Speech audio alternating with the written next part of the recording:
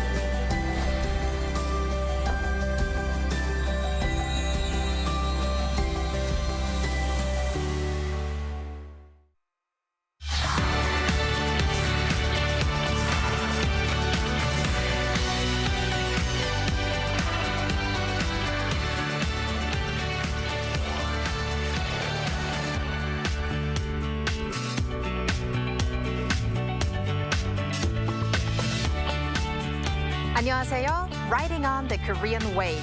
Welcome to Wednesday's edition of The Culture Wave. I'm Kwon So-ah in Seoul.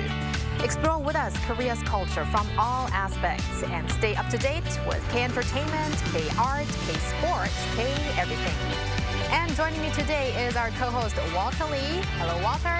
Hello, Soa, and hello to our viewers at home. I'm Walter Lee, here to fill you in with the latest in K-entertainment news, so stick around. And we're also joined by Arirang's news features reporter Byun Ye-young. Welcome, Ye-young. Welcome, Ye-young. Hello, Soa. Hello, Walter. Thank you for having me again. And a big happy Wednesday to our viewers. I'm Byun Ye-young, a news features reporter here at Arirang News. So, Ye-young, I heard that you've been to an exciting exhibition. That's right, Soa. So, have you heard of a Korean artist named Lee Bul? Yes, she's a very celebrated contemporary artist, as far as I know. But maybe some of our global viewers might not be aware. What about you, Walter?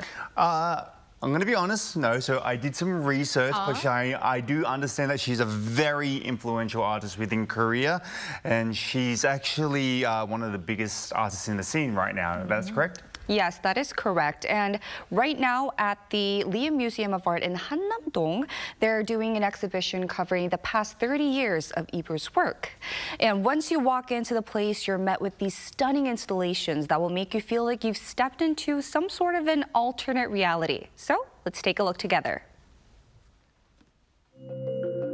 Step inside, and it feels like entering another universe. A giant silver airship floats above, while a vast mirrored installation pulls visitors into a space of infinite reflections. It's disorienting, playful, and mesmerizing all at once. This is the world of Lee Bul, one of the most influential figures in Korean contemporary art. Visitors were taken in by the complexity of her work. It's pretty amazing how complex some of the structures are, and when you walk through, there's a place where there's all mirrors and you get very disorientated. So it's kind of dystopian, the way that some of the pieces melt down, and it's kind of like this weird city that's almost like set in the future kind of vibes. Glistening surfaces, fractured structures, bunkers and towers all converge into an experience that feels suspended between worlds. Through these works, Lee Bul examines shifting ties between humanity and technology, and nature and civilization, reflecting on the past and present while imagining possible futures. Lee Bul first burst onto the scene in the 1980s with radical performances, suspending her own body from ropes or parading through city streets in elaborate costumes. This brought her international recognition in the following decade, along with the nickname Yeonjonsa, or warrior woman, of Korean contemporary art. But today, she has gone far beyond that nickname. What makes her remarkable is that she transcended labels like Korean, Asian, or female artist, and has presented a wide-ranging body of work that reflects deeply on human history and culture. Now in her 60s, Lee Bul is recognized as one of the biggest names in Korean modern art, with exhibitions at MoMA, the Venice Biennale, and New York's Metropolitan Museum of Art. From warrior to world-renowned visionary, Lee Bul has redefined the boundaries of modern art here in Korea. Her retrospective from 1998 to now runs here in Seoul until January before traveling overseas. I loved all the reflective surfaces and all of the mirrors there in the exhibition. Right, so reflection is actually a key element of Lee Bul's artistic world. All of the mirrored surfaces will bounce off one another, showing these kind of like twisted, upside down, and fragmented images of the pieces. And they actually represent the way our own world works, like how nothing stands completely alone. And the placement of the works to create a kind of landscape was intentional as well. The works aren't arranged in chronological order. Instead, they unfold like an unpredictable allegorical landscape. There's no clear beginning, end, or center, so visitors are free to chart their own journey through the exhibition and experience the pieces in their own way. Now, among all these sparkling and grand installations, I did notice there were some traditional-looking paintings as well. So what can you tell us about those? Right, so those paintings are actually part of Lee Bul's more recent endeavors. Interestingly, unlike the flow of art history where paintings and sculptures were the main art mediums before performance art took the stage, Lee Bul actually started out with performances and then moved to these large-scale installations and sculptures and then later turned to paintings. So these paintings have a lot of texture and sculptural elements to them, like the rich textures and the layered surfaces, and also the use of other materials like those sparkling mother of pearl that you see in the paintings. All of these reflect her background as a sculptor. Very interesting. And you said the exhibition runs until? Until next year in January. Okay, still lots of time left, so I'm going to check it out myself. And thank you very much for that wonderful coverage. Thank you, Yang. And as always, thank you for having me.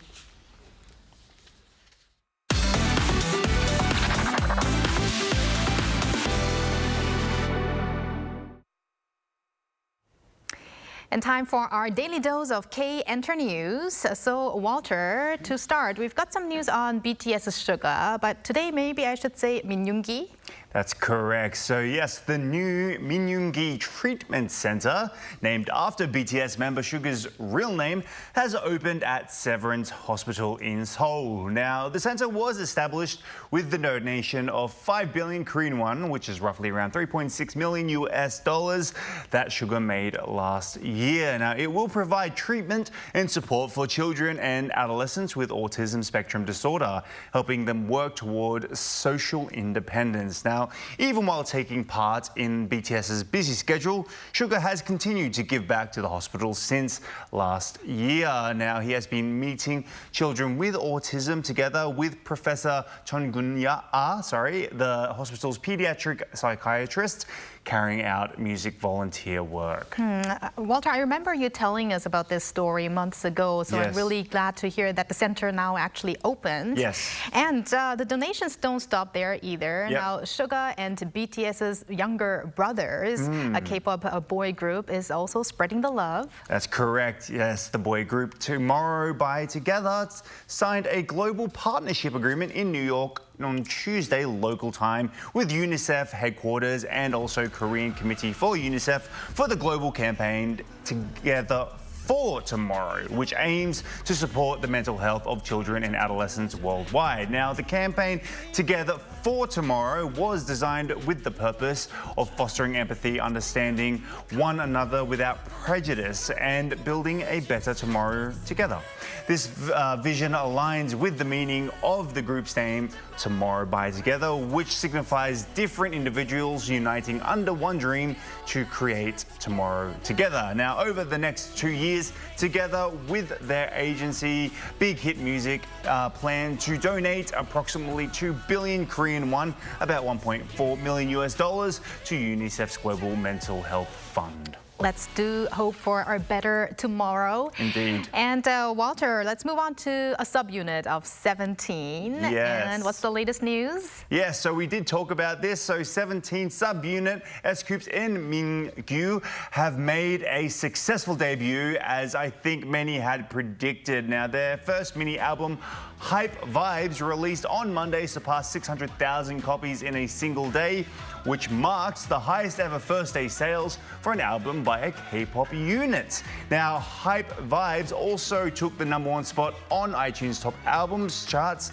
in 11 countries and regions and ranked #6 on the Worldwide Albums chart. Now, in this mini album, S-Coups and Mingyu participated in writing and also composing 6 tracks, including the main track 543, Pretty Woman, featuring Lay Banks, now expressing the many facets of everyday life through their own style and sensibility. This was a highly anticipated debut, and I do remember how our K-pop expert Jeff Benjamin also had high expectations of this duo, so Indeed. let's see how they will continue to do on the charts. Yes, let's see, indeed. And thank you very much, Walter, for those updates. No worries. And now let's move on to our AI anchor, Ari, for more on the culture front. Ari? Hello and welcome to your AI guide to the latest cultural updates from Korea. Here's our top story. An exhibition celebrating the 100th anniversary of Seoul Station, Korea's oldest railway building, is underway at the former station building. Organized by the Culture Ministry, the exhibition highlights the station's past, present, and future with historical records, photographs, contemporary artworks, and visions for post-unification Seoul. A passage connecting the old and current Seoul Station buildings will also be open to the public for the first time during the event. Built in 1925 as Gyeongsang Station and renamed Seoul Station in 1947, the station has served as Korea's main transport and logistics hub. The exhibition runs through November 30th. The Culture Ministry, together with 22 Korean language culture centers nationwide, will hold a range of Hangul-related cultural events this month and mark Hangul Day on October 9. Korean speaking and writing contests will be held at universities for international students, while the language centers will organize essay competitions and hands-on programs highlighting Korean proverbs and regional dialects. Separately, the Culture Ministry also plans to host exhibitions, interactive programs, and performances at Gwanghwamun Square in Seoul from November 11th to 14th to promote the excellence of Hangul. The 2025 Inje Autumn Flower Festival, a signature fall event in Inchegun County, Gangwon-do Province, is in full swing, drawing visitors with the colors of autumn. The festival attracted over 16,000 people on the opening day, up roughly 16% from last year. Covering 82,800 square meters, the festival features some 500,000 wildflowers, including chrysanthemums, creeping verbena, and copia, along popular themed walking paths. Visitors can also take part in diverse activities like tree climbing, zip lining, relaxing in hammocks, and exploring tree houses. The festival is open daily and is free of charge through October 19th. That's all from me. Stay tuned to the Culture Wave.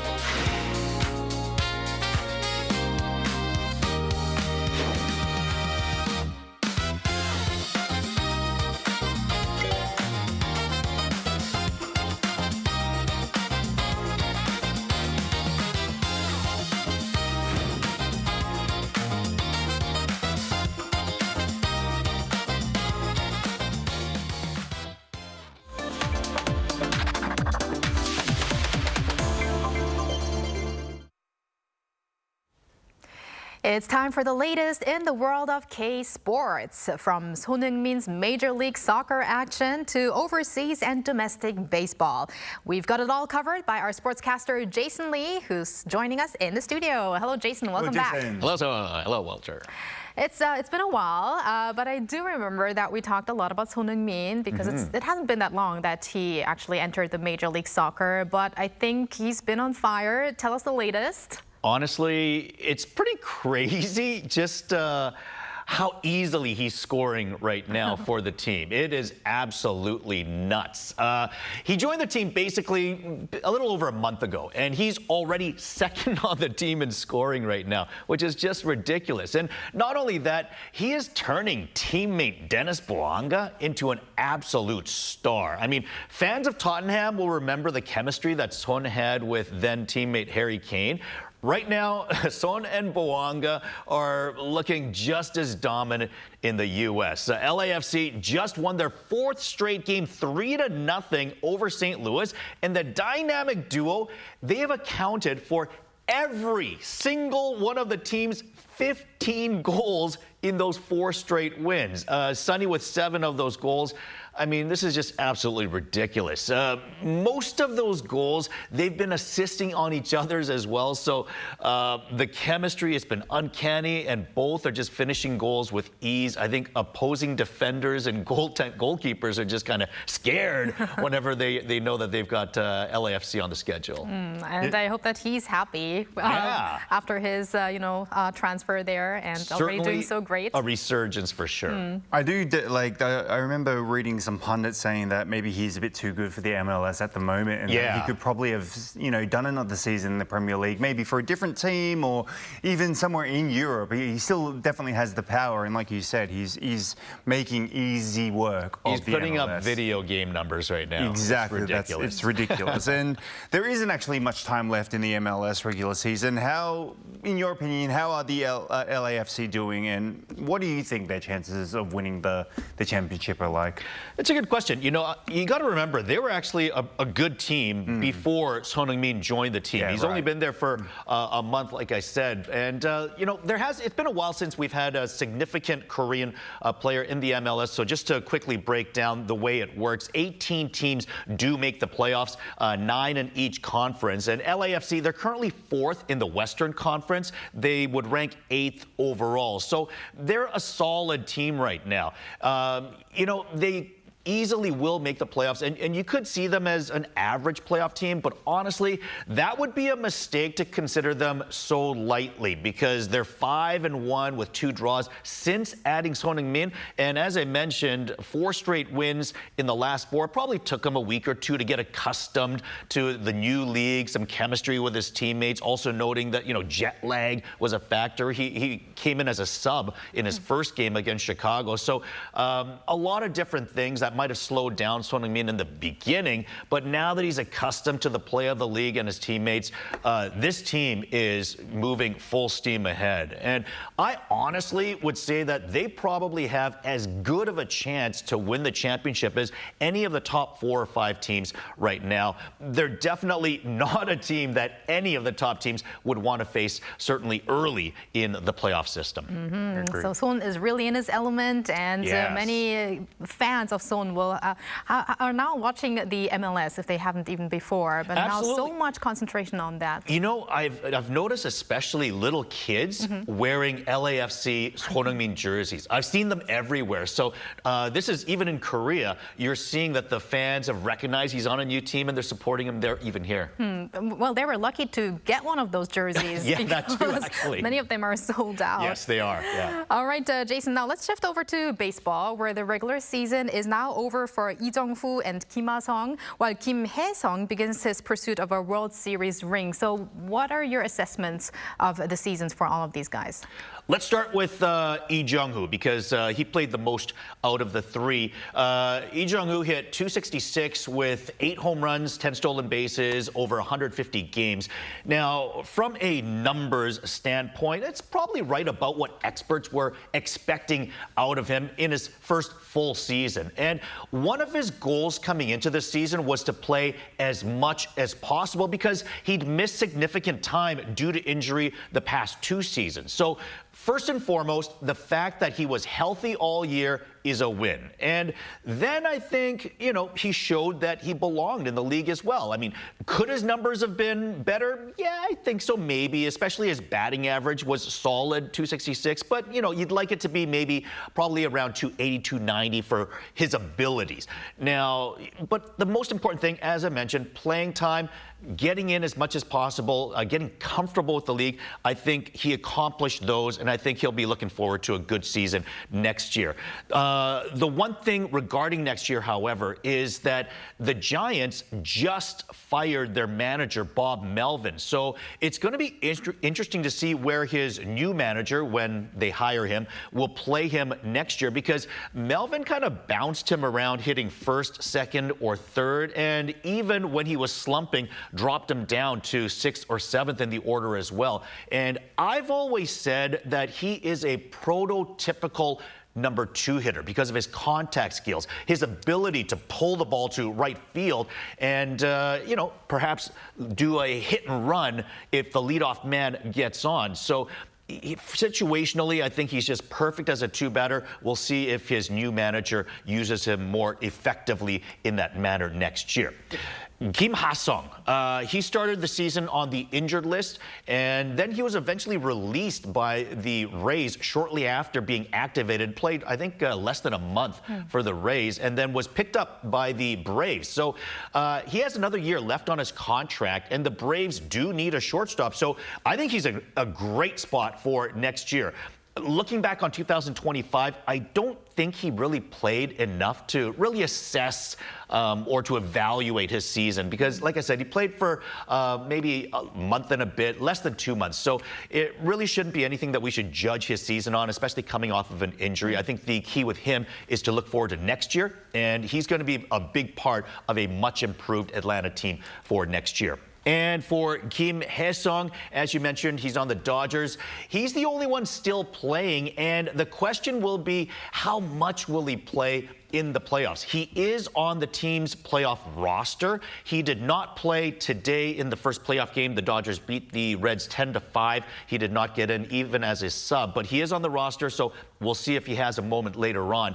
And the Dodgers are just so strong top to bottom that Kim has really struggled to get playing time, even at times when he was leading the team in batting average. But he did hit a home run in the final regular season game, his 3rd of the year, so maybe that'll leave a lasting impression on manager Dave Roberts that, you know, he can count on him not just as a solid utility player for defensive purposes, but perhaps if he needs a power bat off the bench late in a game, he'll know that, well, hey, Kim hit a home run in his last regular season game as well, so perhaps he can trust him in that regards. As for next season, Michael Conforto and Max Muncy will probably be gone, so it's possible that Kim could earn some more playing time going into next season, although the Dodgers are notorious for signing big-name free agents in the offseason as well, so we'll have to see if that affects his playing time for next season. All Excellent. right. Excellent. And let's bring it home to the KBO, where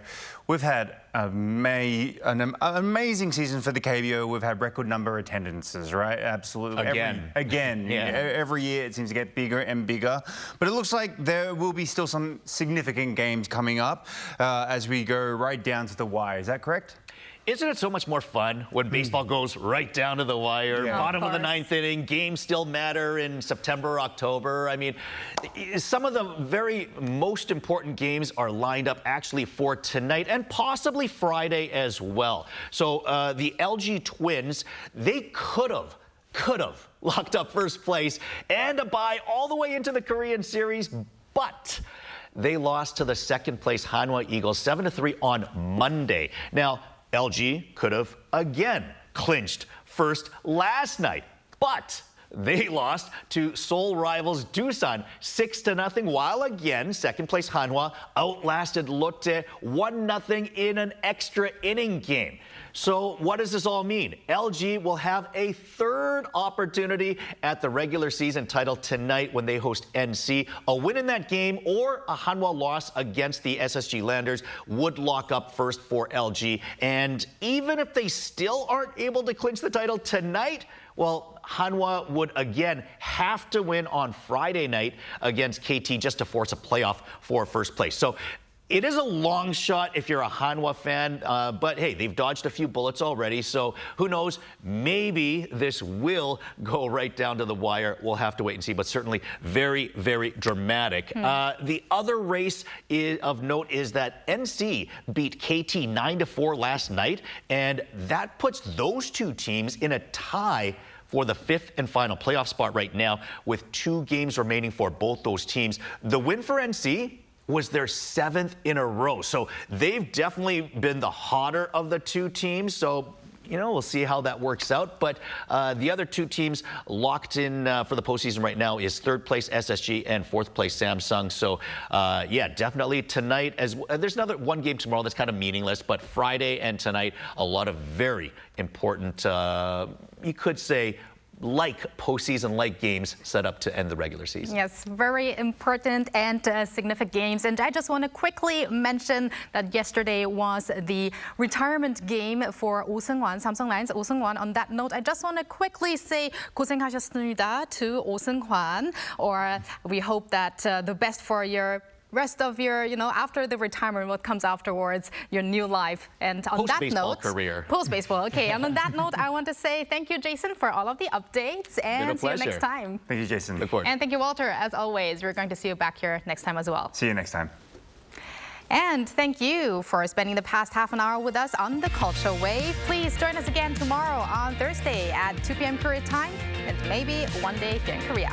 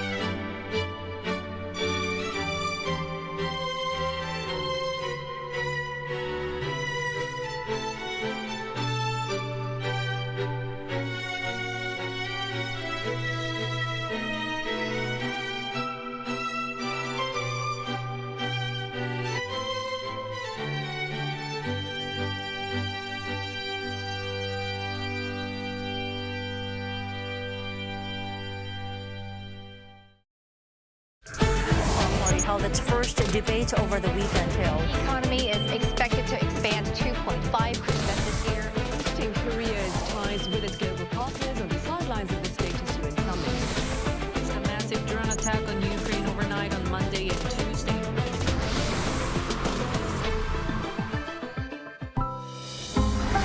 Arirang. Kyungju, a city that holds 1,000 years of history. The cherished values, preserved over time, have shaped who we are today. Now, through new encounters, we step into a better future. Sustainability, innovation. With the spirit of connection, a new millennium story begins. As APEC and Kyungju come together. APEC meets Kyungju.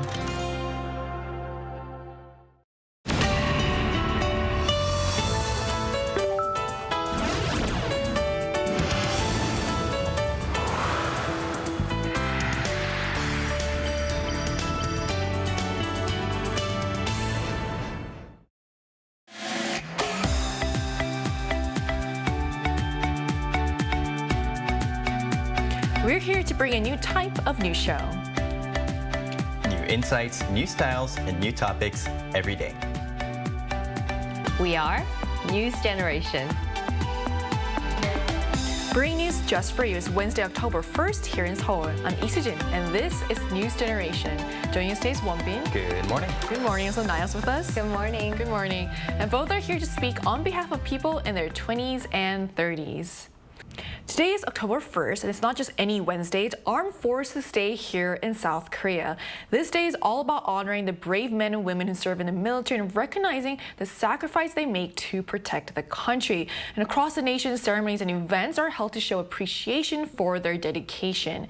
So Wonbin, can you tell us more about Armed Forces Day and why we celebrate it? Of course, I'll be honored to. So the Korean Armed Forces Day, in Korean we call it 국군의 날, is the day we honor the soldiers that served our country, like Sujin just mentioned. The date October 1st actually carries a lot of meaning. So in order to understand this, we must briefly understand the history of Korean War, which I will give to you. So on June 25th, 1950, North Korea launched a surprise attack without any prior declaration of war. Therefore, South Korea lost the majority of its territory within a few months. A few months later, Korea began to retrieve its territory after the miraculous Incheon landing operation. In Korean, we say Incheon 상륙작전. And October 1st, 1950 is the day that Korea retrieved all of its territory and began advancing to the North Korean territory for the first time. Thus, October 1st is the Korean Armed Forces Day.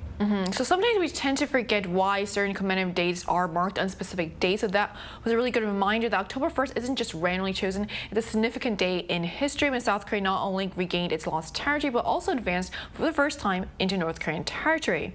So what kinds of events or activities take place on this day, Niall? Right. So this actually marks the 77th anniversary of the founding of Republic of Korea's Armed Forces. And there is a special Armed Forces Day ceremony planned at the Gyeongdae Parade ground. And the theme is an advanced, strong military with the people. So their emphasis is on going together with the people. And around 5,000 service members and civilians are expected to participate. And the program says that there's going to be screening of a congratulatory video from the public, civil military integrated taekwondo demonstration, which is always cool, aerial formation flights, a celebratory flight performance by the Black Eagles air demonstration team, exhibition of weapon systems, and featuring AI and cutting-edge technology. So Armed Forces Day highlights how military service is a major part of life here, even impacting celebrities and changing the way fans interact with their favorite stars. So let's take a look at the screen to learn more.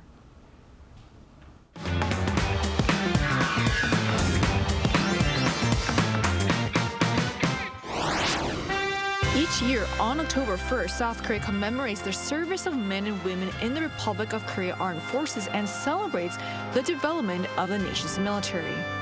Military service is a big deal in Korea, as every able-bodied male citizen is required to serve. This even includes celebrities, which has changed the way fans follow their favorite stars. Today on News Generation, we'll take a closer look at K-pop stars and their military duty, what life in the military is like for celebrities, and how fan culture has evolved around it. As we just saw in the video, military service is a defining experience for many men in South Korea, including celebrities. It's not just a personal milestone, but also something that reflects the country's unique security situation and cultural expectations. And today we have us with Won-bin, who has completed service in the Korean Army. So Won-bin, could you tell us why military service is mandatory in South Korea, and also share a bit about what your personal experience was like? Of course I can. I would love to. So serving the Army is a mandatory duty that all Korean men must serve. And the reason for that is that although Korea has grown into a stable, developed country, Korea is still in a state of armistice. Therefore, regardless of how safe we feel today, we must always be perfectly prepared for the worst case scenario. And like Sujin mentioned, I also served my military service, as everyone should. And depending on where you are from, the duration of your service will be between 18 months to 21 months. And the location of your base is different for everyone as well. I personally served my service for 18 months in the JSA, also known as Joint Security Area, which is one of the most critical locations of the border between North and South Korea. It is also well known for the location where the US President Trump met the North Korean leader Kim Jong-un. So that makes me really curious. That's an area where you face to face with North Korean soldiers. So what was that like? It was a once-in-a-lifetime experience. Honestly, for me, it was. I thought it felt like a sacred duty for me because it's even something that you can't buy with money. It's the only thing that you can do as a Korean citizen. So it was a really fun experience. So you actually are making eye contact. Yes, we were less than like 10 feet away or 3 meters away. So it was something. That was quite an experience. So it really doesn't matter also how famous or wealthy you are. If you're an able-bodied man in South Korea, military service is mandatory, and that includes K-pop idols even at the height of their careers. So Niall, could you share with us some examples of well-known stars who are currently serving or have recently completed their service?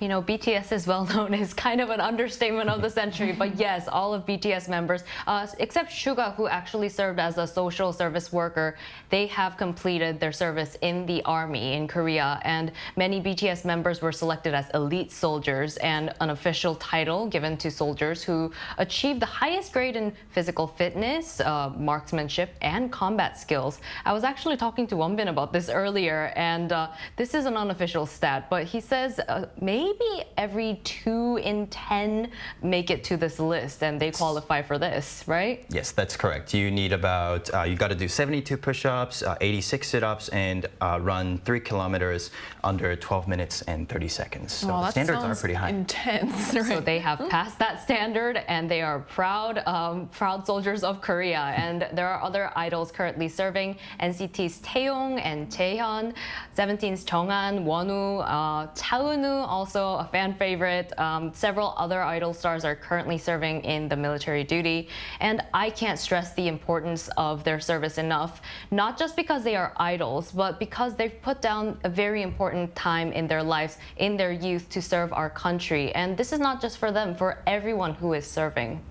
So in the past, celebrities actually used to kind of dread enlistment because it meant a complete break from their careers and their fans, but things aren't quite the same anymore, right? So how has the experience of serving in the military changed for celebrities compared to the past, Won-bin? Yeah, so definitely changed a lot for celebrities, and not only for celebrities. This basically applies to everyone. So I would say there are 2 main big factors. First one would be the usage of cell phones, and the second one would be the PR method of the Korean Army. Now, starting from the biggest factor, phones. So since 2020, the Korean Army has decided to allow mandatory service soldiers to use their phones while they're off duty, which is usually from 6 p.m. to 8:30 p.m. So about a couple hours a day, and longer on weekends. Now, although there were some exceptions, such as the front line where the communication security is crucial, this applied to the majority of the soldiers, and including the celebrities. This allowed soldiers to freely communicate with the outside world, and celebrities would also use their phones to stay connected with their fans during their service via social media or fan group chats as well. And now the second part is the Korean Army utilizing their celebrity soldiers to promote the Army. Now they offer opportunities to the celebrities to perform in events in what they specialize, and they would upload the videos online on YouTube or something. And this was a quite smart move by the Korean Army because it makes like a win-win situation the Korean Army makes a good impression and the celebrities are still able to perform and showcase themselves to the public. Have you ever seen these performances? Unfortunately not. I have. They're awesome. Really? Yes, and their dance moves in the uniforms are so brilliant. Wow. So I love them. I feel like it's different when they're in the uniform. Yeah, and they look so great. So good for everyone involved. So that's quite a big change, as idols can actually stay connected with their fans, and it's even an opportunity to show a new side of themselves. And now their entertainment agencies have also come up with creative ways to make the hiatus when on military service feel shorter and less daunting for fans. So could you share some of the strategies they use to keep fans engaged during that period, Niall? Right. Back in 2018, Big Bang actually released a surprise single called 꽃길, Flower Road, and this was when Taesung enlisted into the army, and all the other members were either discharged or still serving in the army. And it was a great surprise for fans. And since then, many idols started releasing their own things while they're still in the military, and many idols film and stockpile their own content before the enlistment as well. Just this month, actually, 17's Hoshi released a surprise single called Take a Shot the day that he enlisted. So great surprise and farewell for just a little bit for the fans. And just like that, other idols also release pre-produced material during the service time to minimize the perceived military hiatus, and some pre-record appearances even in variety shows and release it later, so it feels like they're not too far gone. So just as idols and their companies have found new ways to prepare for their military hiatus, the way fans wait for their favorite stars has evolved as well. So could you tell us more about how fan behavior has evolved during an idol's enlistment, Wonbin? Of course I can. I love this topic. I'm having so much fun. So in this case, it would be the shift from analog to digital. So one of the main or only ways for fans to show support to their star is by sending them letters. And now in the past, this was done with real physical paper letters. Now let's just stop right there. Imagine the volume of letters that the base would receive. It was a mission for them, both the army and the celebrity, to handle.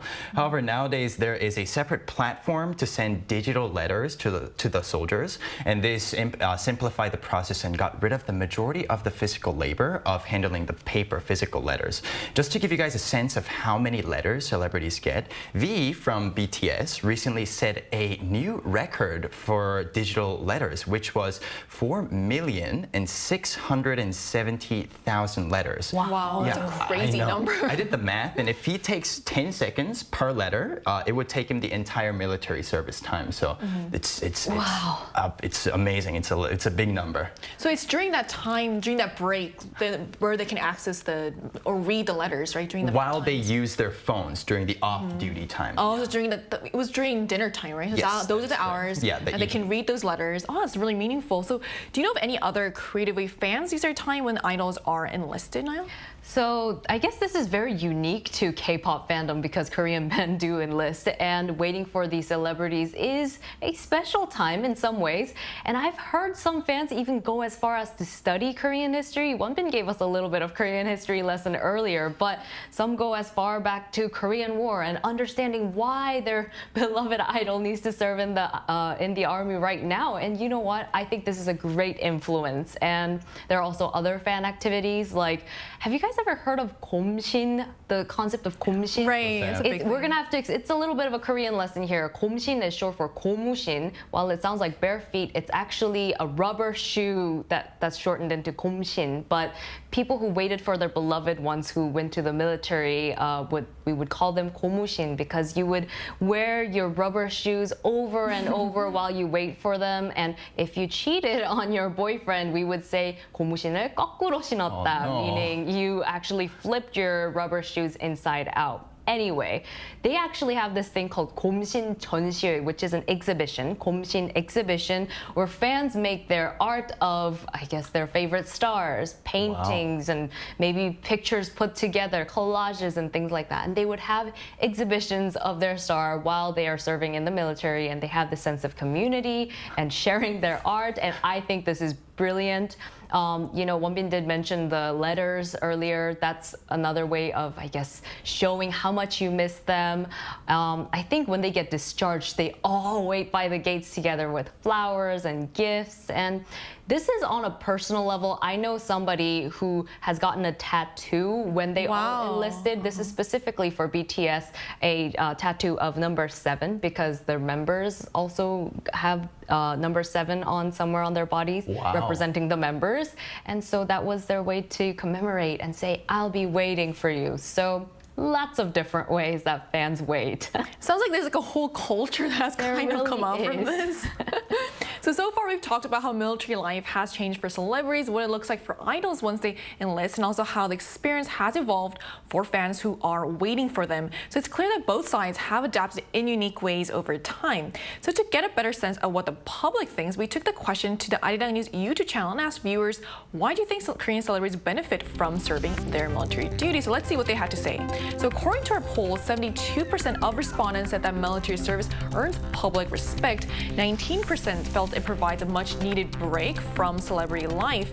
5% said it highlights a more masculine image, and 4% believed it creates a pause that actually strengthens the fan connection. So to get more of a first-hand perspective on this, we're also going to hear from an international fan of a K-pop idol group whose members have served in the military. And that conversation will take place right after the break, so don't go anywhere.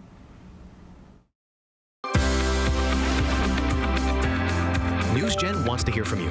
Go to YouTube and search out channel Arirang News. Click Posts and cast your vote in the poll. Make a new type of news with us. We're joined today by Bagia, a BTS fan. So hi Bagia, thank you so much for connecting with us today. Hello. Hi, thank you so much for having me. So what are your thoughts on mandatory military service in Korea? I think at the beginning when I learned about this, I was very surprised to know because it was very new to me. Back in India, if you want to join military service, you have to apply, give a written exam, have interviews, and go through tough training. Even after this procedure, many people don't make it through. So it was very different in Korea. It was mandatory that everyone does it. So it was really surprising. So I had to look it up, history, and understand why this was happening, because it was important to answer the why.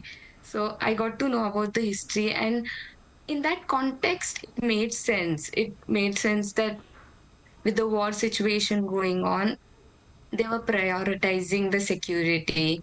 So yeah, it was surprising and also new information, which is good to know.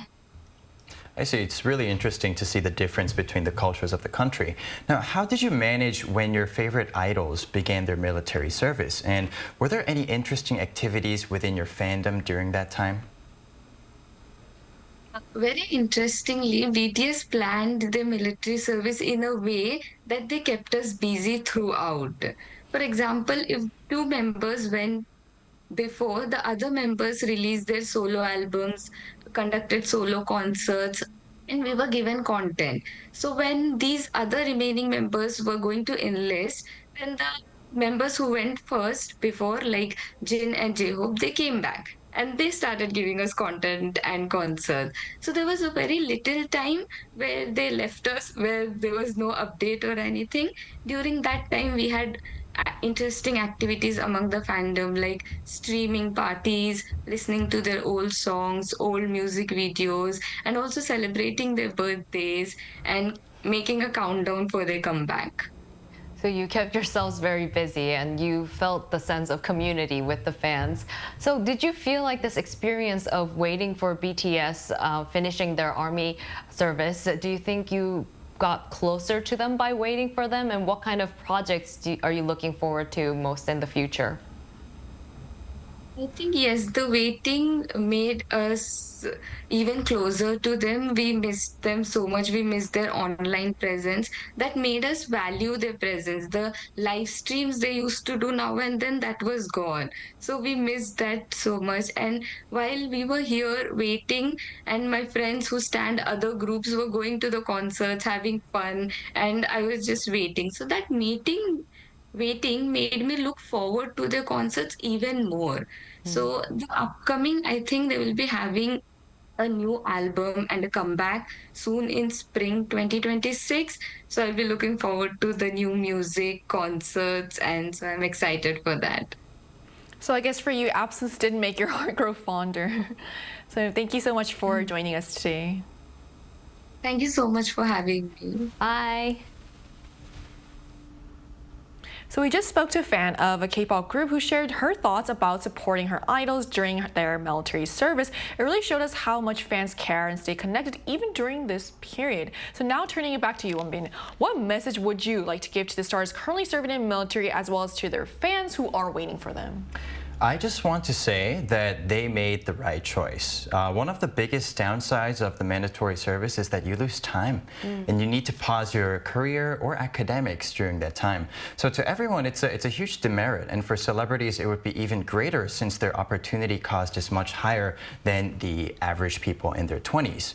However, I wish them they know that in the long run, having the status of 군필, which means served individual, or 병장 만기 전역, which means discharged as sergeant with no penalties or conflicts, will shine as they continue their career. And it is very important because in Korea, because it's a mandatory service, there are some news or scandals about some celebrities trying to avoid the service. But you know, it's a great honor to have an opportunity to officially, properly, and sacredly serve your country. And you live with a pride. And I personally know this well, and I also have a fun story that will help the viewers understand. So although I proudly consider myself as a Korean, many of my students think I'm Canadian because I teach English and I have a background in Canada.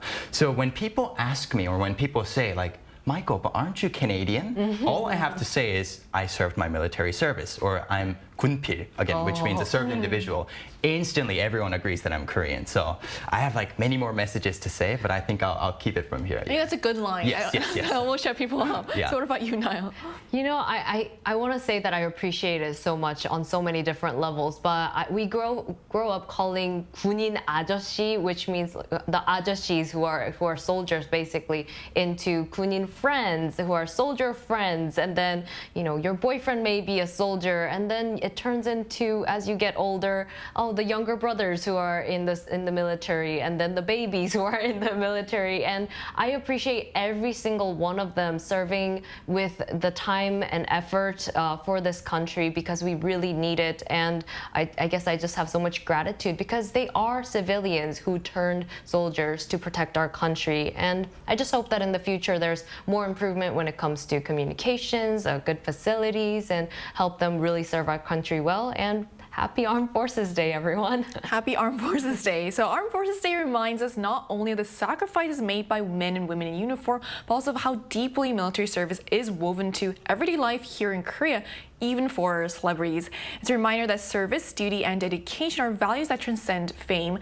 While for fans, seeing their favorite idols in uniform may feel bittersweet, it also opens up new ways to connect and show support. And in the end, both the stars and their supporters share in the experience of service and resilience. And that brings us to the end of today's episode of News Generation, but News Gen will be back at 10:30 a.m. Korean time with more stories and discussions. A big thanks to Wonbin. Always a pleasure. To have you, and also Niall. Thanks for having me. And to our viewers, thank you so much for tuning in, and we hope you have the best day. We are News Generation.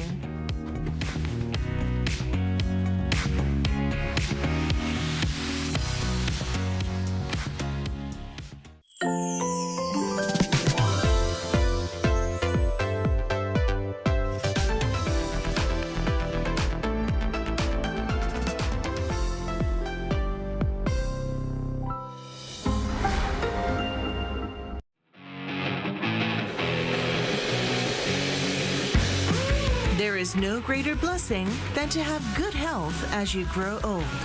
Even though my mom is over 70, she is peppy and full of energy. One day, our family started practicing Taekwondo, and it turned out to be a special blessing for us. Taekwondo family, return to happiness. 옛날에는 택시부터 시작해가지고 버스, 덤프트럭, 낮과 밤이 없이 몸이 부서지도록 일을 했죠. 그러다 보니까 몸이 많이 망가졌어요. 허리 협착증도 생겼고 무릎도 아프고. 이제는 내 삶이 다 됐는갑다 생각을 하고 사는 것도 싫고 완전 좌절을 했죠. 지팡이를 짚고 다니실 만큼 근력이 약해지셔가지고 너무 힘들었는데 우연찮게 실버 태권도라는 거를 알게 되셨어요. 다리도 안 올라갔거든요, 솔직히. 근데 64세부터 태권도를 해서 7년째 하고 있습니다. 인상도 너무 밝아지셨고 빨리 가고 싶다고 하시고 도복을 보면서 흐뭇해 하시더라고요. 그때부터 어머니의 삶이 다시 시작이 된 것 같고